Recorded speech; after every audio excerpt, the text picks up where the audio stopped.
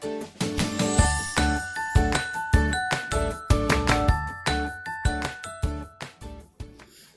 Students, very welcome to all on exam Niti Sahi दिशा। स्वागत है आप सबका एग्जाम नीति पर मेरे यानी माधवी कुशाग्र गौर के साथ। कैसे हैं आप सब? आई होप आप ठीक होंगे और घर पर होंगे। अच्छा, तो हमने कहा था हम बैंक की तैयारी के साथ साथ एसएससी की भी तैयारी कर लेते हैं, और सिर्फ एसएससी की ही क्यों, हम डीएसएसएसबी की भी तैयारी कर लेते हैं। तो ठीक है, इडियम्स एंड फ्रेजेस जो हर जगह काम आते हैं। तो आज मैं आपके लिए 25 most important idioms and phrases लेकर आई हूँ आज के सेशन में। अच्छा, एक चीज़ बहुत खास है। नंबर 1, एक तो ये इंपॉर्टेंट है क्योंकि एग्जाम्स में आ चुके हैं, और नंबर 2 जो खास है वो क्या है, वो ये है कि देखिए, याद करने का तरीका ये है कि आज की ये 25 के 25 इडियम्स जो हैं वो थीम बेस्ड है। यानी कि आपको सारे इडियम्स को पता चल जाएगा कि आज की हमने एक थीम रखी है जिससे आपको याद करने में आसानी मिलेगी। अब आपको बार बार पन्ने पलटने नहीं पड़ेंगे डिफरेंट जगहों पर इनको ढूंढने के लिए, ठीक है, या डिफरेंट पीडीएफ्स में इनको सर्च करने के लिए। तो ये आज के सारे 25 इंपॉर्टेंट जो इडियम्स हैं वो बेस्ड है कलर्स के ऊपर, राइट। डिफरेंट कलर्स के ऊपर जो इडियम्स आते हैं वो सारे एक ही जगह पर हैं, नंबर 1। और जो बहुत अच्छी चीज़ है वो ये है कि याद करने का तरीका एक मेंटल एक्सरसाइज के थ्रू होगा। मतलब मैं आपको इडियम दिखाऊंगी, इमेज दिखाऊंगी, आपको गैस करना है। अगर आप ठीक गैस कर पाए तो वेरी गुड, अच्छी बात है, इससे आपको याद हो जाएगा। एंड इन केस अगर आप गलत गैस कर पाए तो मैं आपको इसका मीनिंग दूंगी और आपको फिर भी समझाने की कोशिश करूंगी ताकि आपको आराम से ये सारे के सारे याद हो जाए, ठीक है। चलिए, लेकिन कुछ भी शुरू करने से पहले ना मन में एक चीज़ एकदम ठान लीजिए, एक चीज़ को एकदम कंफर्म कर लीजिए। वो क्या? वो ये कि अब नहीं भारी इंग्लिश की तैयारी, राइट। चलिए शुरू करते हैं आज का सेशन। आज के सेशन का सबसे पहला जो इडियम है वो है roll out the red carpet. And as the name suggest, क्या? देखिए, गेस करने की कोशिश कीजिए कि क्या होता है ऐसा, या कब होता है ऐसा, या किस कंडीशन में कोई रेड कारपेट खोल देता है, रोल आउट कर देता है। ओके, ठीक है, मीनिंग चेक कर लेते हैं। बिल्कुल ठीक, अगर आपने गैस किया था कि हमारे घर जब गेस्ट्स आते हैं या सेलिब्रिटीज होते हैं तो कहते हैं ना कि वो रेड कार्पेट पे आज उनका वो है, वॉक है, तो बिल्कुल ठीक है। तो ट्रीट समवन लाइक रॉयल्टी, जब हम किसी को एक बहुत अच्छा ट्रीटमेंट देते हैं, जब हम किसी को बहुत ज़्यादा इंपॉर्टेंट होने का ट्रीटमेंट देते हैं, बहुत अच्छे तरह से किसी का वेलकम करते हैं, तो फिर हम क्या कहते हैं? We just roll out the red carpet. अब एग्जाम में आएगा तो हम किस तरह से यूज करेंगे? 4 ऑप्शंस गिवन होंगे अगर एसएससी में आएगा, अगर बैंकिंग में आएगा तो कहीं ना कहीं रीडिंग कॉम्प्रिहेंशन के अंदर देखने के लिए मिलेगा, ठीक है। तो इसका मीनिंग तो वहीं क्लियर हो जाएगा। लेकिन अगर एसएससी में होगा तो 4 ऑप्शंस होंगे, आपको करेक्ट ऑप्शन चूज करना होगा। अब इसका सेंटेंस में यूज देख लेते हैं। When my parents visit me, जब मेरे पेरेंट्स मुझसे मिलने आते हैं, my landlord rolls out the red carpet. मेरे जो लैंडलॉर्ड हैं, मेरे जो मकान मालिक हैं, वो मुझे एकदम इम्पॉर्टेंट ट्रीट करने लगते हैं, और वो मुझे एकदम गेस्ट की तरह, बहुत ज़्यादा सेलिब्रिटी की तरह ट्रीट करने लगते हैं। They just treat me, he just treats me like royalty, right. Clear है? समझ में आया? और याद भी करने का एक अच्छा तरीका और एक अच्छा सा जरिया है। चलिए बढ़ते हैं अगले क्वेश्चन की तरफ, और अगला है ब्लैक एंड व्हाइट, ठीक है। अगला इडियम है ब्लैक एंड व्हाइट। देख लीजिए किस कंडीशन में ब्लैक और व्हाइट, कुछ समझ में आ रहा है? ओके, अगर आप गैस कर रहे हैं तो कुछ लोग ये गैस कर रहे होंगे कि सही गलत, कुछ लोग गैस कर रहे होंगे अच्छा बुरा, ऐसे ही ना। तो तरीका ठीक है, पैटर्न ठीक है, लेकिन देख लीजिए सोचना क्या था। सोचना था कि जो भी है वो बहुत क्लियरली डिफाइंड है ना। या तो व्हाइट ही है या ब्लैक ही है, मतलब जो भी है एकदम क्लियरली डिफाइंड है, ठीक है। जैसे कि the rules are black and white, जो रूल्स हैं, जो नियम है, क्लियरली बता रखे हैं, एंड यू ब्रोक देम, और तुमने उन्हें तोड़ दिया, ठीक है। चलिए, मतलब लॉकडाउन में भी घर से बाहर निकल गए, ऐसी बात है ना। चलिए अब बढ़ते हैं नेक्स्ट इडियम की तरफ। वो क्या है? वो है have a green thumb, have a green thumb. जैसे कि आप देखिए थंब भी है और थंब के ऊपर क्या साइन है, थोड़ा सा गैस करने की कोशिश कीजिए. थंब भी है और थंब के ऊपर क्या साइन है. ओके, ठीक है, चेक कर लेते हैं. To have the ability to grow plants well, मतलब अच्छे से पेड़ पौधे उगा लेने की योग्यता. अगर आपके अंदर ये हुनर है कि आप पेड़ पौधे अच्छे से उगा लेते हैं, it means you have a great thumb. ठीक है, चलिए सेंटेंस में यूज देख लेते हैं. सेंटेंस में यूज है कि my mother has a green thumb. मेरी मदर के अंदर योग्यता है कि वो अच्छे से पेड़ पौधे उगा लेती हैं. So our garden always looks amazing. इसलिए हमारा जो गार्डन है, जो बगीचा है, वो हमेशा अच्छा लगता है, अमेजिंग लगता है. ठीक है, चलिए नेक्स्ट इडियम जो है वो है हैव द ब्लूज. थोड़ा सा कोशिश कीजिएगा. अगर आपने सुना होगा, बहुत कॉमनली आजकल लोग बोलते हैं मंडे ब्लूज हो रखे हैं. मुझे तो सुना होगा ना, लोग कहते हैं मुझे तो मंडे ब्लूज हो रखे हैं. तो क्या है, थोड़ा सा समझने की कोशिश कीजिए उसका एक्सप्रेशन. ब्लूज हैं तो क्या है. ओके, ठीक है. तो दैट मीन्स टू बी और फील जनरली सैड, मतलब जनरली आमतौर पर दुखी होना, और मेलैंकोली यानी कि दुखी होना जनरली, या अकेला फील करना, या बहुत ज़्यादा दुख में होना, वो होता है have the blues. Monday blues मतलब जब वीक डेज स्टार्ट हो जाते हैं तो कहते हैं कि मंडे ब्लूज है, मतलब मन नहीं लग रहा है, बुरा लग रहा है, खराब लग रहा है ना. चलिए सेंटेंस में यूज देख लेते हैं. तो सेंटेंस में यूज क्या है, Sunita had the blues during the lockdown. मतलब लॉकडाउन के दौरान सुनीता बहुत ज्यादा दुखी फील कर रही थी, वो बहुत ज्यादा मेलैंकोलिक हो गई थी. ठीक है, चलिए नेक्स्ट जो है वो बेस्ड है रेड कलर के ऊपर. जैसे कि अभी कहा था ना हैव द ब्लूज, अब है इन द रेड. रेड. अब देखिए ये रेड भी है, इस पे डिजिट्स हैं, प्लस माइनस डिजिट्स. कुछ आइडिया जैसा लग रहा है. अगर आप पिक्चर को ध्यान से देखें तो कुछ आइडिया लग रहा है.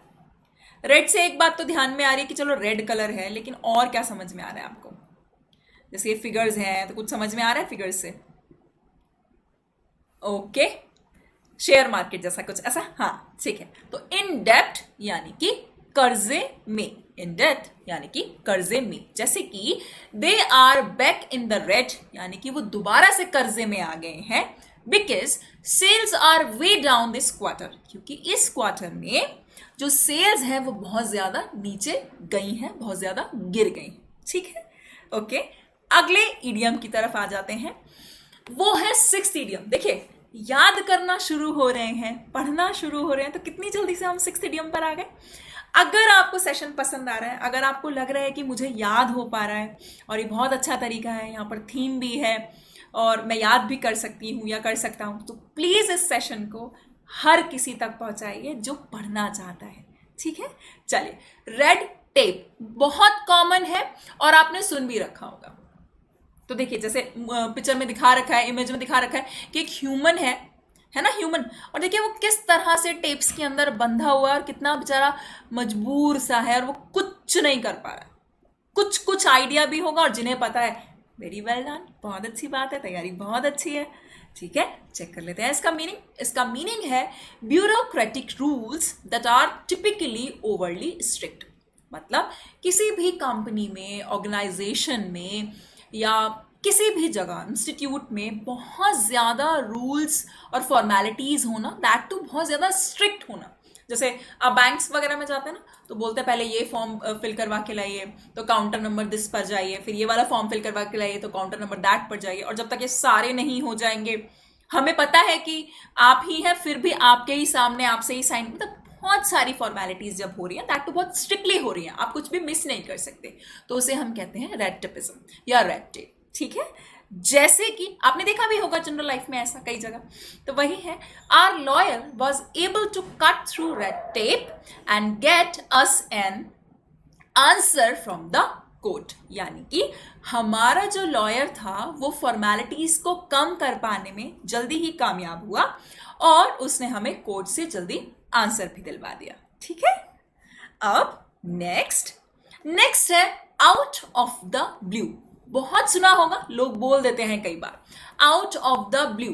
देखना ना, बच्चा है, एकदम से शॉक्ड है और कुछ गिर गया है, थोड़ा थोड़ा सा अगर सेंस लगा पा रहे हैं तो कोशिश कीजिए। ओके, चेक कर लेते हैं कि अगर आपने ठीक गेस किया क्या।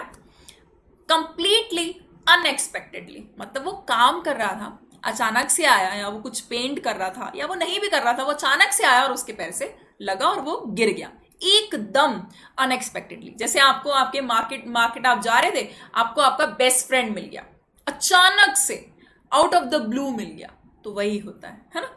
तो वैसे ही एग्जाम्पल है, Jaya seemed so surprised by the news, Jaya को न्यूज इतनी ज्यादा सरप्राइजिंग लग रही थी that it must have come out of the blue, कि उसको लग रहा था कि ये एकदम ही अनएक्सपेक्टेडली, अचानक से कहाँ से ये बात हो गई, मैं तो बहुत ज्यादा सरप्राइज हूँ कि ऐसा हो कैसे सकता है। ठीक है, तो वो जया की बात चली, जया बहुत ज्यादा सरप्राइज थी कि उसको यकीन ही नहीं हो रहा था कि सच है ना। ओके, चलिए नेक्स्ट बढ़ चलते हैं क्वेश्चन नंबर 8 की तरफ, यानी कि 8th इडियम है रोज कलर्ड ग्लासेस, यानी कि वो ग्लासेस जो कि रोज कलर के होते हैं। गेस करने की कोशिश कीजिए।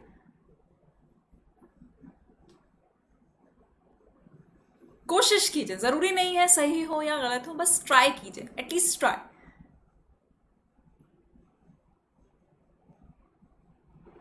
ओके, लेट अस सी।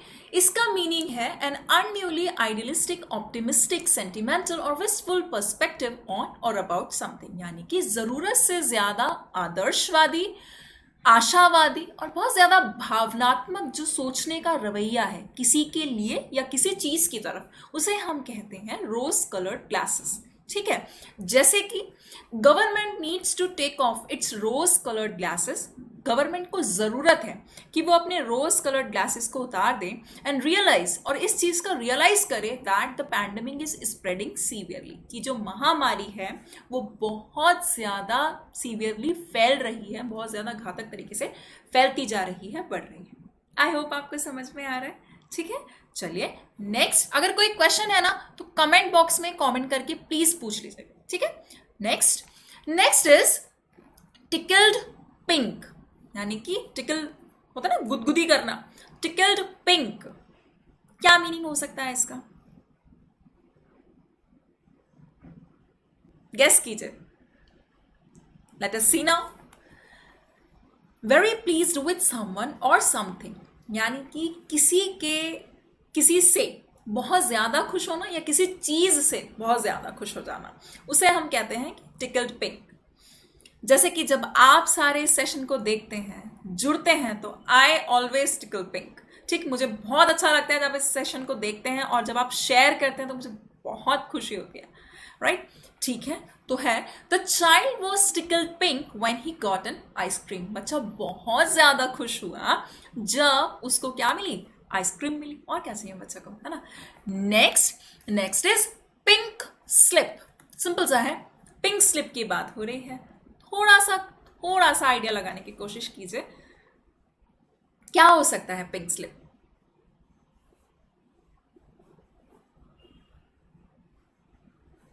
ओके, अब मीनिंग चेक करते हैं।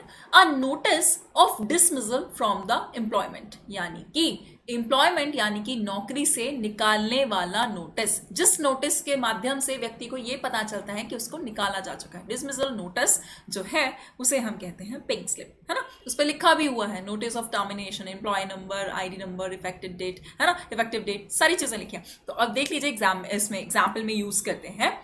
Hardly had he join the office after lockdown, मतलब लॉकडाउन के बाद उसने ऑफिस ज्वाइन किया ही था when he got the pink slip, जबकि उसको डिसमिसल का जो है नोटिस वो आ गया। ठीक है, जैसे ही उसने बस ऑफिस ज्वाइन किया वैसे ही उसको क्या हुआ?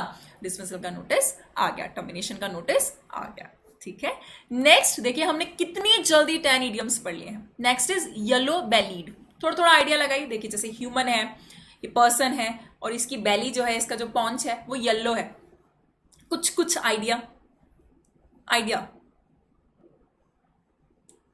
Okay, now let us see कि आपका गेस ठीक था कि नहीं। इसका मीनिंग होता है a coward. A coward, coward इंसान यानी कि कायर व्यक्ति को हम कहते हैं येलो बैलीड। अब सेंटेंस में यूज देख लेते हैं। I have never seen such a yellow bellied person as you. मतलब कोई किसी से कह रहा है कि मैंने तुम्हारे जैसा कावर्ड पर्सन नहीं देखा। कोई किसी से कह रहा है कि मैंने तुम्हारे जैसा कावर्ड पर्सन नहीं देखा। ठीक है, yellow bellied person like you. Next is white elephant. बहुत सुना होगा आपने, देखा कि व्हाइट एलिफेंट की, क्योंकि जनरली तो एलिफेंट्स व्हाइट होते नहीं हैं, है ना। काफी बिग इनॉर्मस एनिमल है, बड़ा एनिमल है, सच अ ह्यूज क्रिएचर, और दैट टू व्हाइट। तो क्या गेस कर रहे हैं आप इससे? ओके, नाउ लेट अस सी।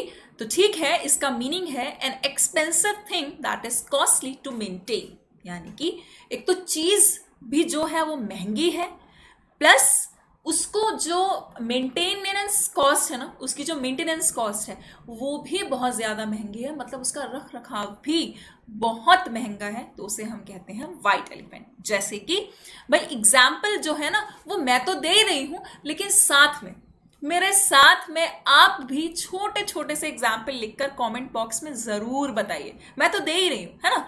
जैसे कि when he bought the mansion, जब उसने विला खरीदा, जब उसने मेंशन खरीदा, बंगलो खरीदा, he did not know, उसको नहीं पता था, it was going to be such a white elephant, कि वो इतना महंगा होने के साथ साथ उसकी मेंटेनेंस भी इतनी महंगी पड़ेगी, उसे सोचा भी नहीं था। ठीक है, अगर आपको सेशन पसंद आ रहा है ना तो एक बार लाइक करके बताइए, ठीक है, और कमेंट बॉक्स में कमेंट करके बताइए कि आज के 13 अभी तक हम पढ़ चुके हैं इडियम्स, कौन सा इडियम ऐसा है जो आपको अब तक का बेस्ट लगा है। ठीक है, चलिए next is blue collar job. सुना होगा, दो तरह की जॉब्स आज बहुत ज्यादा फेमस हैं, जिस तरह का लोग नाम लेते हैं। एक तो ब्लू कॉलर जॉब, एक तो व्हाइट कॉलर जॉब। थोड़ा सा आइडिया लग रहा होगा आपको, थोड़ा सा।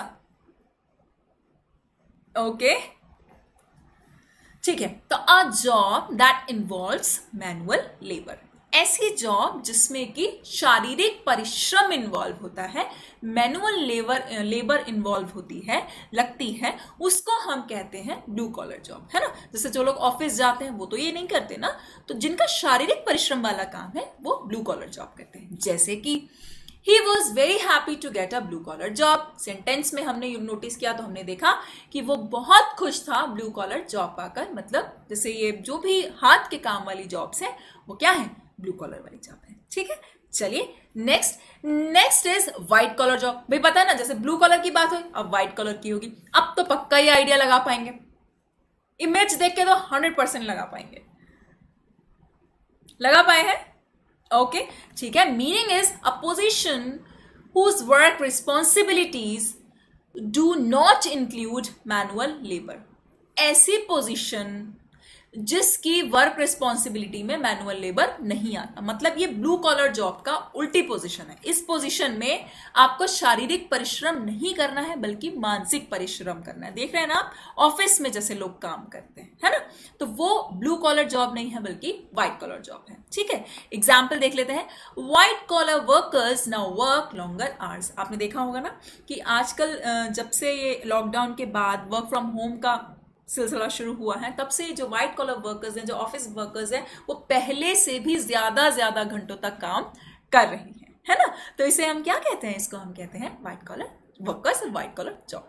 चलिए next is black ball someone.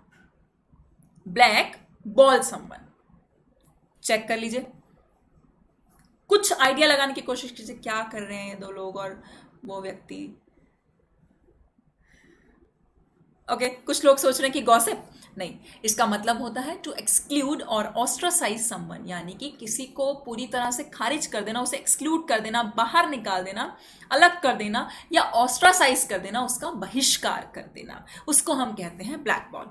जैसे कि he had been blackballed as he was an alleged rapist. उसको ब्लैक बॉल कर दिया गया था, एक्सक्लूड कर दिया गया था, क्योंकि वो एक तथाकथित रेपिस्ट था। ठीक है, क्योंकि वो एक तथाकथित रेपिस्ट था, इसलिए उसको क्या कर दिया गया था, ब्लैक बॉल कर दिया गया था। आप ही मुझे अपने अपने एग्जाम्पल्स दीजिए, तब ये सेशन बहुत इंटरेस्टिंग लगेगा। नेक्स्ट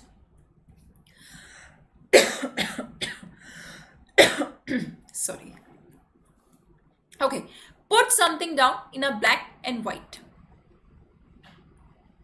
इमेज देख के कुछ लोग सोच रहे हैं कि लेटर लिखना।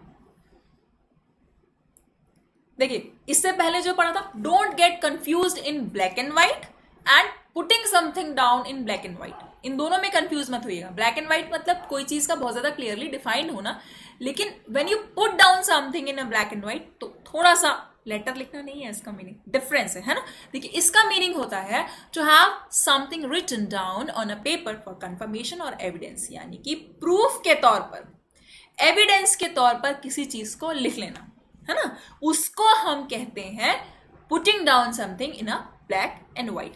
जैसे कि you have to believe me, तुम्हें मुझ पर विश्वास करना पड़ेगा, it's written here in black and white. मैं इस चीज को कंफर्मेशन तुम्हें दे रहा हूं, मैं इस चीज का दावा करके दे रहा हूं, मैं यहां पर लिख रहा हूं, तुमको लिख कर दे सकता हूं कि ये सही है, तुम्हें मुझ पर विश्वास करना पड़ेगा। ऐसा सेंटेंस में लिखा है। आप भी मुझे एक सेंटेंस बना कर दीजिए putting down something in a black and white पर, ठीक है। चलिए next is to be in someone's black books, किसी की ब्लैक बुक्स में होना। बुक्स जनरली कैसी होती हैं? ब्लैक होती हैं। ओके, आइडिया लग रहा है। यस, एग्जैक्टली, बुक्स ब्लैक नहीं होती हैं, यानी कि नेगेटिव है, नेगेटिव सेंस है। To have fallen out of favour with one, यानी कि किसी के अच्छी लिस्ट से बाहर हो जाना, किसी की फेवरेबल लोगों की लिस्ट में, उसकी सूची में ना रहना। मतलब जब आप किसी को कम पसंद करते हैं, आप उसको बिल्कुल पसंद नहीं करते, तो वो इंसान आपकी ब्लैक बुक में आ जाता है। एग्जाम्पल सेंटेंस देख लेते हैं। Karan is not invited to my party, यानी कि करण मेरी पार्टी में इन्वाइटेड नहीं है, as he is in my black books, क्योंकि मैं उसे पसंद नहीं करती। ठीक है, तो ऐसा आप कुछ भी एग्जाम्पल बना सकते हैं। भाई, करण से मेरी कोई दुश्मनी नहीं है, मुझे आपको एग्जाम्पल बताना था, मैंने आपको एग्जाम्पल बता दिया। चलिए next is black tie event. क्या है ब्लैक टाई इवेंट? वो कौन सा इवेंट है जहां पर व्यक्ति जो है एकदम ब्लैक टाई लगा के एकदम सूटेड बूटेड जाता है? वो ब्लैक टाई इवेंट कौन सा इवेंट है? ओके, देख लेते हैं। मतलब ये इमेज आपको एक आइडिया दे रही है, not specifically a tie, but आपको एक आइडिया दे रही है। क्या? An event requiring formal evening dress for man. मतलब ऐसा कोई इवेंट जिसमें व्यक्तियों, मतलब मेन को, पुरुषों को फॉर्मल ड्रेस पहननी होती है, उसे हम कहते हैं ब्लैक टाई इवेंट। नाम से ही समझ में आ रहा है ब्लैक टाई इवेंट, है ना। अब एग्जाम्पल देख लेते हैं। Aniruddh is throwing a black tie party. Aniruddh जो है वो ब्लैक टाई पार्टी दे रहा है फॉर हिज 30th बर्थडे। अपने 30वें जन्मदिन पर अनिरुद्ध जो है वो ब्लैक टाई पार्टी दे रहा है। ठीक है, आई होप आपको ये सारा सेशन समझ में आ रहा है, मजा आ रहा है, इंटरेस्टिंग लग रहा है। अगर कुछ कमी लग रही है तो प्लीज सजेशन जरूर दीजिएगा कमेंट बॉक्स में, ठीक है। चलिए नेक्स्ट देख लेते हैं। Golden boy. Golden boy, idea लगाइए इस इमेज को देखकर। देश के दिलों की धड़कन है ये इमेज। ओके, अच्छा, इतना कुछ लोग कह रहे हैं कि ये तो पक्का है कि स्पोर्ट्स से रिलेटेड है ना। ठीक है, सही गैस किया। क्या है? Someone who is popular, admired and successful, specially in sports, यानी कि कोई ऐसा व्यक्ति जो बहुत ज्यादा प्रसिद्ध है, बहुत ज्यादा लोग उसे प्यार करते हैं, प्रशंसा करते हैं उसकी, और वो बहुत ज्यादा सफल है, उसको स्पेशली स्पोर्ट्स की फील्ड में, खेल जगत की फील्ड में, तो उसको हम कहते हैं गोल्डन बॉय। जैसे कि सिंपल सी बात है, Vikas Kohli. Vikas Kohli is the golden boy of the team, यानी कि जो विकास कोहली हैं वो टीम के गोल्डन बॉय हैं। अगर वो विकास कोहली हैं तो बहुत अच्छी बात है, वो किसी टीम के हैं। अगर विराट कोहली हैं तो भी गोल्डन बॉय हैं वो इंडियन क्रिकेट टीम के, है ना। चलिए next is a golden handshake.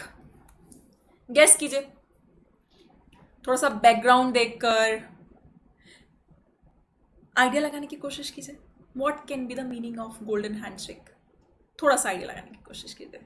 Okay, golden handshake होता है a large severance package given to an executive who leaves a company on retirement, termination, और जब उसको प्रेशराइज करके उससे जॉब छुड़वाई जाती है। मतलब एक ऐसा पैकेज, एक ऐसा कॉम्पनसेशन पैकेज जो एक एग्जीक्यूटिव को, जो कंपनी में काम कर रहा है कर्मचारी, उसको दिया जाता है कंपनी छोड़ने के बाद या कंपनी छुड़वाए जाने के बाद। अब चाहे वो रिटायरमेंट के बाद अपनी कंपनी को छोड़े, चाहे उससे उसका टर्मिनेशन मांग लिया जाए, या कोई भी रीजन हो कि कंपनी को रीऑर्गेनाइजेशन करना, ऑर्गेनाइजेशन को अपने आप को रीऑर्गेनाइज करना है, कोई भी रीजन हो, अगर किसी कंपनी अपने कर्मचारी को जिस वक्त निकालती है या वो खुद कंपनी से रिटायर होता है, तो उस वक्त जो उसको अमाउंट दिया जाता है, जो एक हैंडसम अमाउंट दिया जाता है, तो उसको हम कहते हैं गोल्डन हैंडशेक। जैसे कि द कंपनी सीईओ, कंपनी के सीईओ ने $5 लाख का गोल्डन हैंडशेक रिसीव किया after being pressured to leave his position. मतलब जब उससे बहुत ज्यादा प्रेशराइज किया गया कि अपनी पोजीशन छोड़ दो, तो जाते समय, जाते वक्त उसको इसके तौर पर, गोल्डन हैंडशेक के तौर पर, मुआवजे के तौर पर, एक जो सीवरेंस पैकेज है इसके तौर पर $5 लाख दिए गए। ठीक है, समझ में आ रहा है? अच्छा लग रहा है सेशन? तो अपने फ्रेंड्स में इसको शेयर जरूर कर दीजिएगा। बस एक ही रिक्वेस्ट है मेरी, आप अपने फ्रेंड्स में इसको शेयर कीजिएगा, सिर्फ इस रीजन की वजह से कि पढ़ाई हर किसी के लिए है। हर कोई वो इंसान जो पढ़ना चाहता है, वो कहीं भी है, अगर वो पढ़ना चाहता है तो पढ़ाई पर उसका हक है। ठीक, इसलिए इस सेशन को शेयर जरूर कीजिएगा। चलिए next is green with envy. भाई देखिए, नाम से ही सजेस्ट हो रहा है ग्रीन विद एनवी। इसका फेस देख के आपको बहुत सारा आइडिया लग रहा होगा, ग्रीन विद एनवी। ओके, क्या है? Very jealous of another person, किसी व्यक्ति से, किसी दूसरे व्यक्ति से बहुत ज्यादा जलना, जेलस हो जाना, क्या कहलाता है? Green with envy. जैसे कि Sarita's new car made her neighbours green with envy, यानी कि सरिता की नई कार ने लोगों को जला दिया। उसकी नई कार देखकर बहुत सारे जो उसके पड़ोसी थे वो क्या हो गए? जल गए। ठीक है, चलिए आप भी मुझे एक एग्जाम्पल सेंटेंस जरूर दीजिएगा, पक्का पक्का प्रॉमिस कीजिए कि देंगे। एक एग्जाम्पल सेंटेंस जरूर दीजिए ताकि मुझे पता लगे कि आपको समझ में आ रहा है। ठीक है, देखिए next is paint the town red. बहुत सारे सॉन्ग्स में भी है और इमेज देखकर भी आप आइडिया लगा सकते हैं। ओके, चलिए इसका मीनिंग है to go out into a city और town and have an enjoyable time. मतलब बाहर जाना, सिटी में जाना या किसी टाउन में जाना, बाहर निकलना और एक एंजॉयबल टाइम आपका अपने पास होना, मजा करना, बहुत अच्छा समय जो आप व्यतीत करते हैं ना, घूमते हैं, फिरते हैं, पार्टी करते हैं, तो उसे आप कहते हैं paint the town red. Okay, जैसे कि आफ्टर आवर एग्जाम्स फिनिश्ड, जब हमारे एग्जाम फिनिश होंगे तो we all decided to paint the town red. तो हमने डिसाइड किया है कि हम क्या करेंगे, हम मजे करेंगे, मस्ती करेंगे, घूमेंगे, बाहर जाएंगे, पार्टी करेंगे। ठीक है, तो इसे कहते हैं paint the town red. Next, sail under false colours. Sail का मतलब क्या होता है? जो आप तैरते हैं, है ना, सेलिंग करते हैं बोट पर, वो सेल या शिप पर। अंडर फॉल्स कलर्स, थोड़ा सा आइडिया लगाने की कोशिश कीजिए। भाई देखिए, मर्मेड है, ऊपर से ह्यूमन लगती है, बट एक्चुअली कौन होती है? फिश, है ना। तो मर्मेड है, तो क्या कर रहे हैं? To hide one's true nature in order to deceive, यानी कि किसी को धोखा देने के लिए, किसी को चीट करने के लिए, जब व्यक्ति अपना वास्तविक नेचर, अपना वास्तविक स्वभाव, बहुत सारे लोग होते हैं ना ऐसे, छुपाते हैं, तो उन्हें हम कहते हैं कि they just sail under false colours, कि वो फॉल्स कलर्स में सेल करते हैं। एग्जाम्पल देख लेते हैं। Everyone at the party knew Arpit was sailing under false colours, यानी कि पार्टी में प्रेजेंट हर एक व्यक्ति जानता था कि अर्पित जो है वो धोखा देने के चक्कर में, दूसरों को चीट करने के चक्कर में अपना वास्तविक नेचर जो है वो छुपा रहा है। मतलब वो ऐसा नहीं है जैसा वो प्रिटेंड कर रहे हैं। ठीक है, चलिए नेक्स्ट और आज के सेशन का सबसे ज्यादा इंपॉर्टेंट इडियम वो क्या है? वो है on a silver platter. Gas कीजिए, मीनिंग गैस करने की कोशिश कीजिए। ओके, तो ठीक है, इसका मीनिंग है given to one without having put forth much और एनी एफर्ट, यानी कि कोई चीज जब किसी को एकदम मुफ्त में मिल जाती है, ना उसे उसके लिए कोई मेहनत करनी पड़ती है, ना उसके लिए उसको अपने आप को प्रूफ करना पड़ता है, ठीक है, ना उसको उसके लिए कुछ एफर्ट करना पड़ता है, तो उसे हम कहते हैं on a silver platter. Example, celebrity kids get everything on a silver platter. ऐसा लोग कहते हैं, ऐसा लोग मानते हैं, और ऐसा है कि celebrity kids get everything on a silver platter, कि जो सेलिब्रिटी किड्स होते हैं उन्हें हर चीज आराम से मिल जाती है। वो प्लेटफॉर्म जो हर किसी को इजीली अवेलेबल नहीं होता, अपनी पहचान को बनाने में लोगों को सालों लग जाते हैं, वहाँ उन लोग को बहुत आसानी से जगह और बहुत आसानी से अपना एक मुकाम मिल जाता है ना। तो वो ही बात है कि celebrity kids gets everything on a silver platter, उन्हें आसानी से मिल जाता है।